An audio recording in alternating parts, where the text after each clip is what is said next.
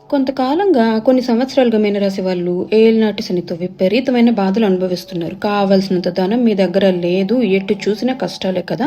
ఇప్పుడు జూపిటర్ మీకు 5వ స్థానంలో పుష్యమి నక్షత్రంలోనికి వచ్చింది. ఈ నక్షత్రంలో ఉన్నంత వరకు మీరు ఇంతకాలంగా ఏదైనా ఒక హాబీ లాగా పెట్టుకున్నా, ఏదన్నా కొత్తగా విద్య ఏదన్నా నేర్చుకున్నా, ఏదన్నా చదువుకున్నా, లేదా మీకు ఏదన్నా ఒక స్పెషల్ టాలెంట్ ఉన్నా అది ఇప్పుడు మీకు ఆదాయంగా మారే ఛాన్సెస్ చాలా ఎక్కువగా ఉన్నాయి. అలాగే మీరు ఇంతకాలం ఏదన్నా ఆధ్యాత్మిక సాధనలో ఉన్నా, లేదా మంత్రాలు ఏదన్నా సాధన చేస్తున్నా కూడా ఇప్పుడు ఆ మంత్ర విద్య అనేది, లేకపోతే ఆధ్యాత్మిక విద్య అనేది మీకు ఉపయోగపడుతుంది. అంటే మీరు ఏ సంకల్పంతో అయితే ఆ సాధన చేస్తున్నారో అది నెరవేరే అవకాశాలు చాలా ఎక్కువగా ఉన్నాయి.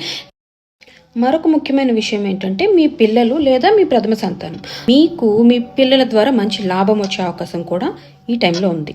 సాటర్న్, శని, అలాగే జూపిటర్ ఇలాంటి 2 పెద్ద గ్రహాలు మీనరాశిని చూస్తున్నాయి, మీనరాశిలో ఉన్నాయి. కాబట్టి ఇప్పుడు ఏం జరుగుతుందంటే మీ వ్యక్తిత్వంలో చాలా మార్పులు వచ్చేస్తాయి. సడన్గా మీరు చాలా మెచ్యూర్డ్గా ఫీల్ అవుతారు. ఇంతకాలం నేను చిన్న వాళ్ళని, లేకపోతే నాకు ఇంకా అంత పెద్దరికం రాలేదు అని ఫీల్ అయ్యే మీరు ఇప్పుడు సడన్గా నేను పెద్దవాడిని, లేకపోతే నేను చాలా మెచ్యూరిటీ ఉన్న మనిషిని, లేకపోతే నేను ఒక పెద్దరికంతో వ్యవహరించాలి సమాజంలో అని మీరు అనుకోవడం స్టార్ట్ చేస్తారు. అలాగే సమాజం కూడా మిమ్మల్ని చూసే తీరు అలానే మారిపోతుంది. మిమ్మల్ని ఒక పెద్ద వ్యక్తిత్వం ఉన్న వ్యక్తిగాను చూడడమే మొదలవుతుంది. కాబట్టి జాగ్రత్తగా ఉండి ముందుకు అడిగేయండి.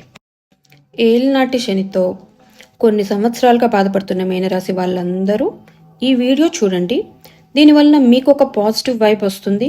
మీ జీవితంలో జరగబోయే కొన్ని పాజిటివ్ మార్పులు మీరు తెలుసుకోవడం వల్ల మీరు హ్యాపీగా ఫీల్ అవుతారు.